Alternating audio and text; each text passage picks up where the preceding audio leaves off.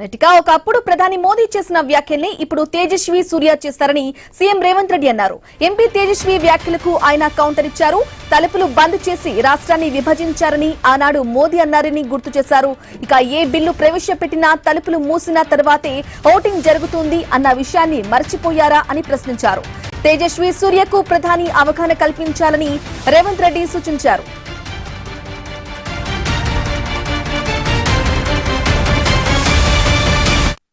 తలుపులు బంద్ చేసి రాష్ట్రాన్ని విడదీసిండ్రు, తల్లిని చంపేసి బిడ్డను బతికించిండ్రని మోడీ గారు చెప్పిండ్రు. వాళ్ళ నాయకుడు ఆ విధంగా చెప్పినాక తేజస్వి సూర్య ఇంకేం చెప్తాడు? ఆవు చేనులో మేస్తే దూడే మన గట్టి మీద మేస్తుందా? అది కూడా పోయి చేనులోనే మేస్తుంది. వాళ్ళకి తెలియాల్సింది ఏంటంటే చట్టసభలలో ఇన్ని రోజుల నుంచి ఉన్నారు. తేజస్వి సూర్య సెకండ్ టైం ఎంపీ అనుకుంటా. ఆయనకు అవగాహన కల్పించండి. మీరు ఏ బిల్లు సభలో ప్రవేశపెట్టినా తలుపులు మూసిన తర్వాతనే ఓటింగ్ జరుగుతుంది.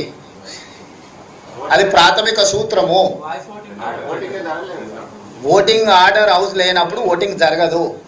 బుర్రున్నవాడు ఎవడైనా హౌస్ని ఆర్డర్లో పెట్టాలి. ఓటింగ్ అడగాల్సినోడు లగడపాటి రాజగోపాల్ లాంటి వాళ్ళు పోడియంలోకి పోతే ఏం జరుగుతుందో అదే జరిగింది.